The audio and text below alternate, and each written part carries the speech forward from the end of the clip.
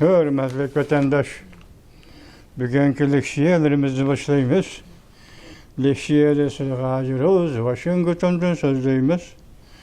Bugün şu islağa 2025 yıl 7. ayının 5. günü. Haftaki şembe vatandaş. Bugün sizlerge sözleyeceği leksiyelerimizi biri Amerika Qo'shma Shtatlar Davlat Majlisida yaqinda bir qonun, nəhayət zor həcmlik qonun layihə ma'qullandi.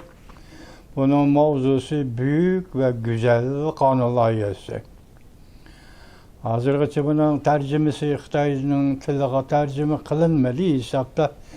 Belki tərcümə qilayotgan bo'lishi mumkin, kelmadi, lekin yozma. Bugün birkaç video film şeklinde kelgen bir mavzuda mundaq ko'rsatildi vatandaş.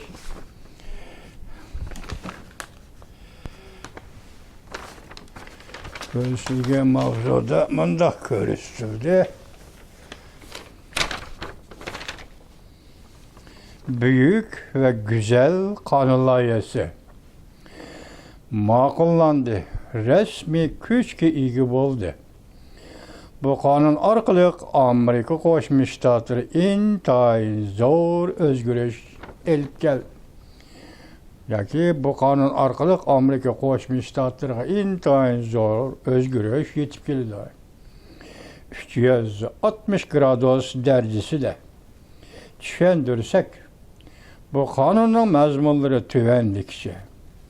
Qonun loyiha bacı eliş tertiplerden tartip paravallık işlerigacha, tibbi davolaşdan tartip medeniyet, ma'arifgacha, yeqilg'i energiyadan tartip ko'chmanlar masalasigacha, qarz berish, qarz elish, qonun tartiplari, davlat siyosiy tuzumuning ta'sirigacha, xususiy oilalar ve işlep çıkarış tarmaqlarıgacha, siyasi tertip ve adalet talep qilishdan adliya xirislarigacha aralıq musafalarni bosib o'tib, konkret pragmatizmlik, yani suiiste'molchilik takliflar ve davlat mudofaasigacha berib chetiladi. Qirg'oq chiqib so'zlashayli torbiti 7. ayning 5. kuni YouTube. Hozir konkret mazmuni yoki qisqacha mazmuni yoki abzas yoki bilaklar bo'yicha yetib kelgani yo'q. Taxminan hozir bu qonun loyiha 900 betlik demda. Shundaq 900 betlik qonun loyiha ekan. Bu to'liq yetib kelganda vatandoshlar bilan qayta ko'rishimiz bu to'g'rida vatandoshim Amerikaning eng chong qonun loyihasi. Endi bugun sizlarga so'zlaydiganlarimiz bunda vatandosh. Avval bir qism qisqa xabarlar bilan yetib kelamiz, boshlaymiz. Masalan, qisqa xabarlar degani birinchi, Jungo Kompartiyasi yangi hukumat ta'sis qildi yoki yangi hukumat qurildi. Rais Xi Jinping huquqdan ayrilib bo'ldi. Yeni hukuk beşiği kelgüçü kişi kim?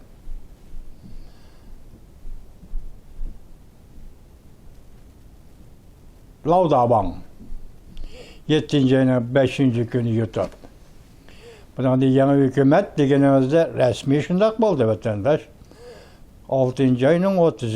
günü siyasi büro almıştı. Konu siyasi büro emelden kaldı. Yeni siyasi büro kuruldu. Bunu hükümet almıştı desiniz mi? Partiyanın rehberlik almıştı desiniz mi? Hatta siyasi büronun azaları daimi heyetle almıştı desiniz mi? Böyleydi burada. Gerçi hazırlıkça bu tertip boyucu bulanın isimligi ilan kılınmadı halas. Emniyeti Cungu'da hükümet terkipleri, partiye terkipleri bütünle özgerdi vatandaş. 6. ayının 30. günü vatandaşı. Yani bir haber. Partiya içinde zehirlik jilan var deb tarafta tehdit vahime. Rimir Bağ likoçanı hatırıldı. düşmanga qarshi yotmamoqlik tahdid. Ölüp ketgan likacan hayat düşmanga vahim elib keldi. Material torbiti 7. ayının 5. günü yutup vatandaş. Çünkü Kompartiya siyasi bürosu 6. ayının 30. günü açkan yığın Xi Jinping için nemeden derek verdi?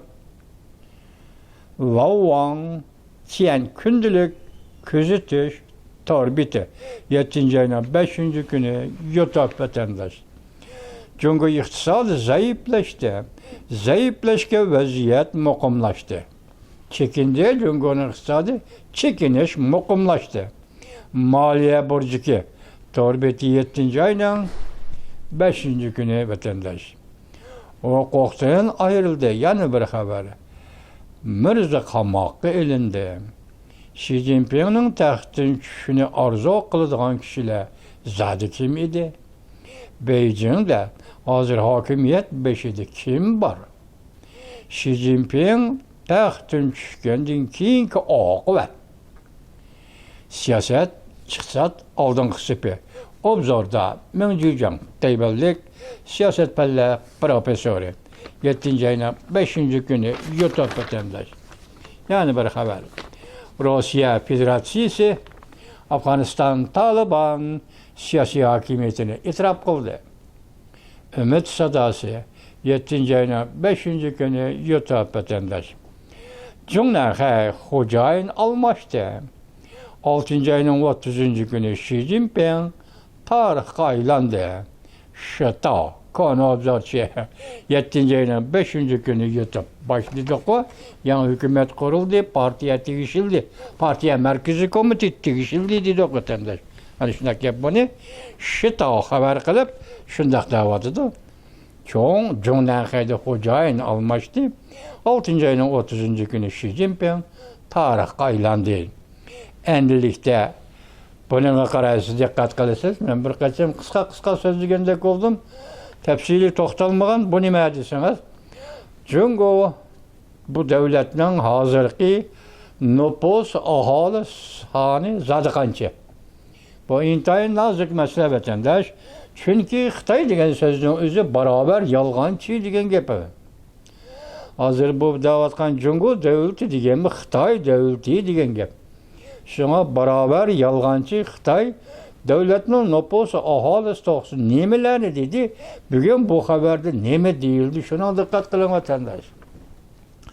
Cungu'nun hakiki ahali nüfusu 300 milyondan köprek değildi.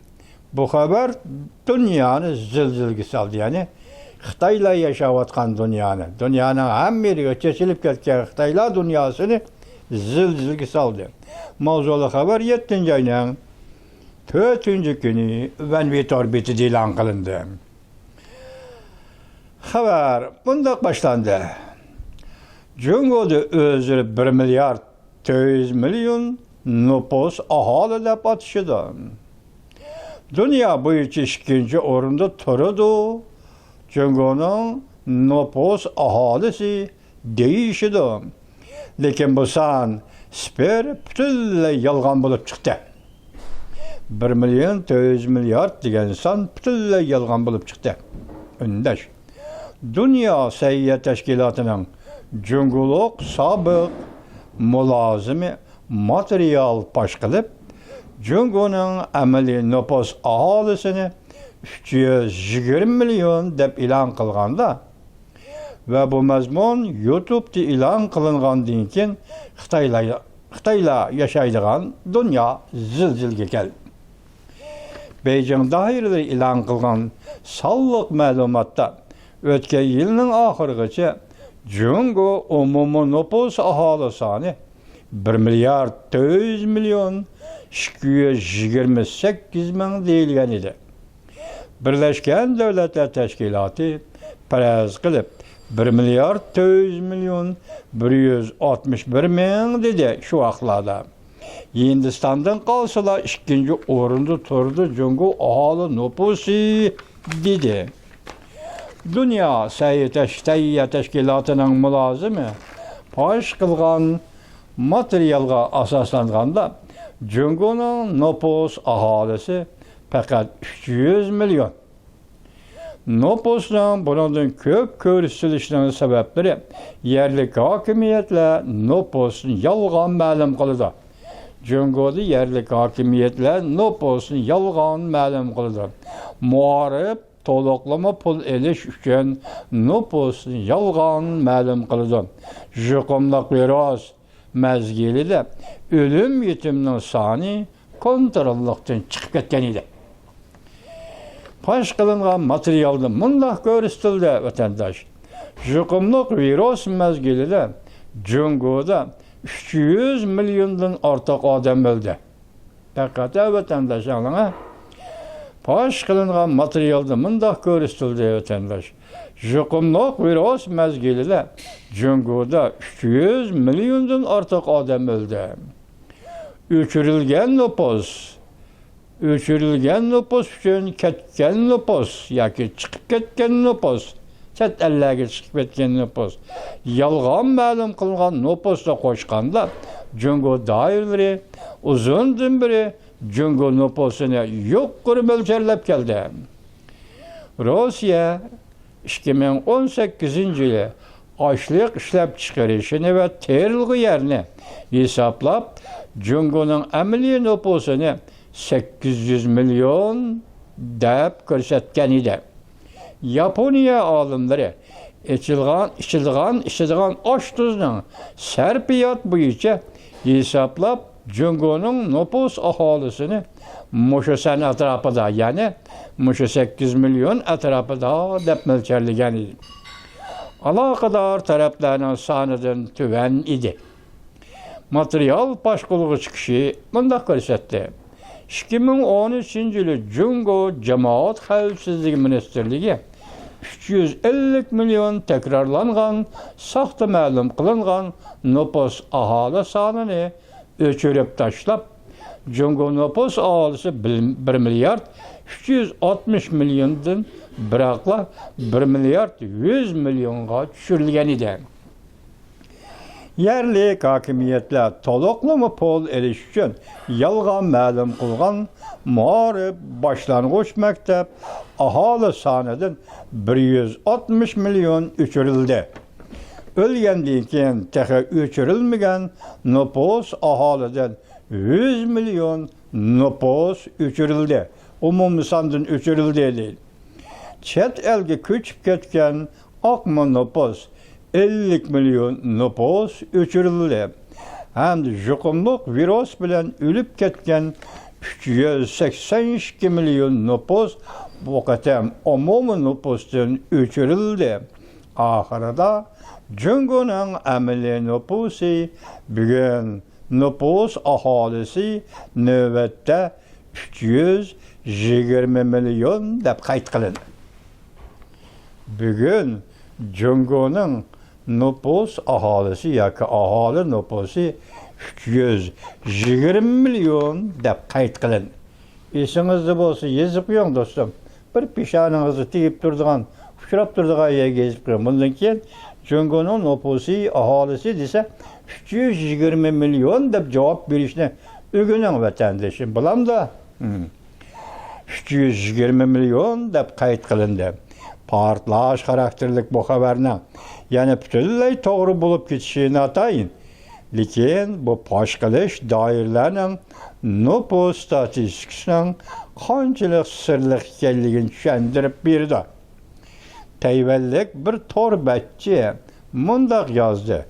Cüngoda 300 milyon odam eshib qopti, yoki demakchi, hozir Cüngoda 320 milyon odam eshib qopti.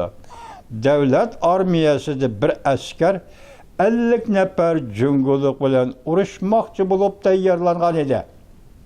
Tayvanning davlat armiyasida bir askar 50 nafar Cüngoluq bilan urushmoqchi bo'lib tayyorlangan edi.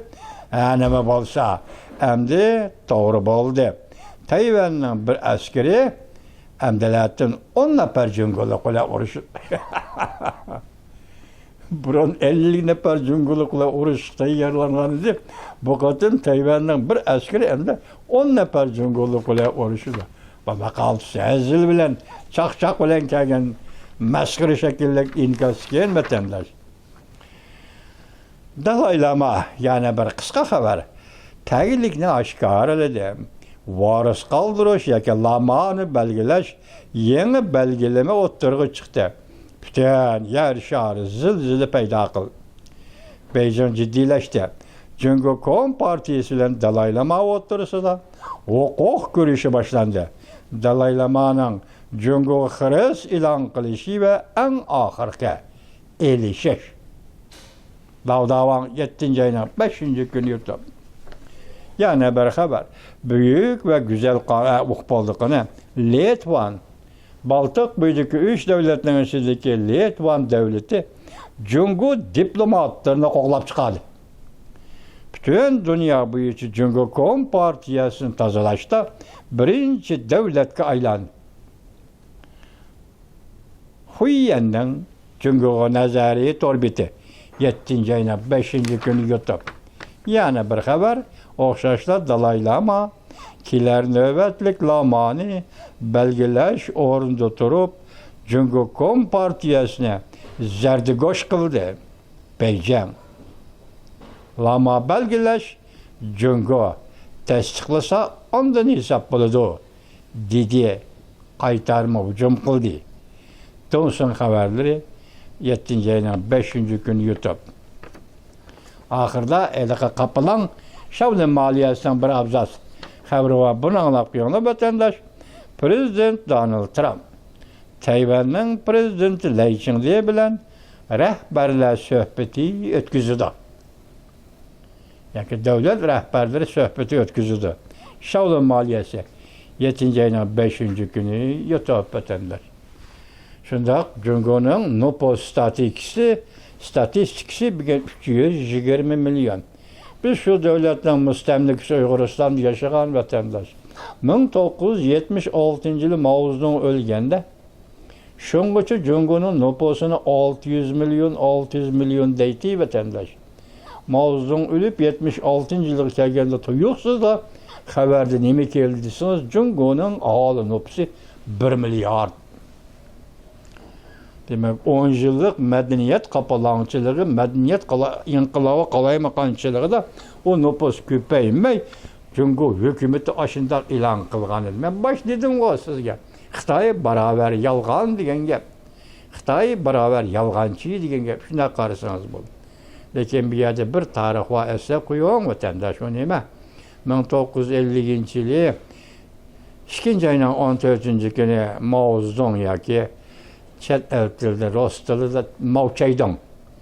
Mao Zedong Moskova'da Stalin bilen Cungo Sovet şartnamesi imzalaydıgan çağda yak imzalap bolgan değil ki. Yaki imzalaş jarayanıda.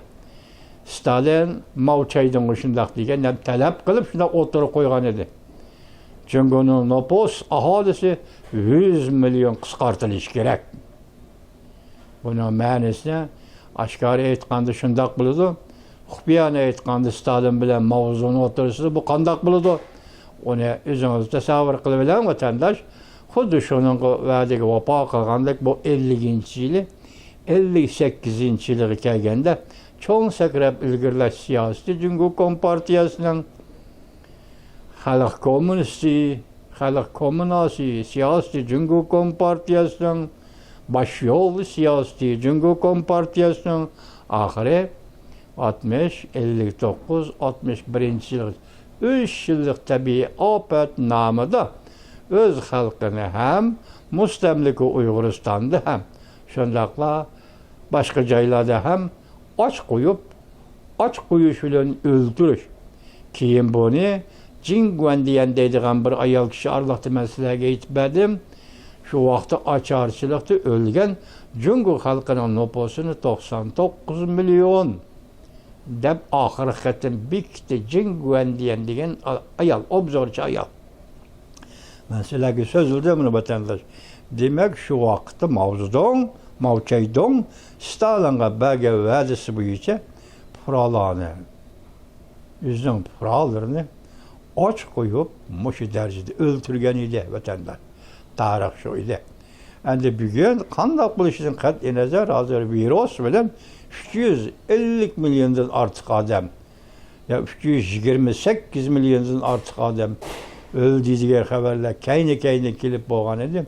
Bugun endi bu xabar mushunda yetib ketdi.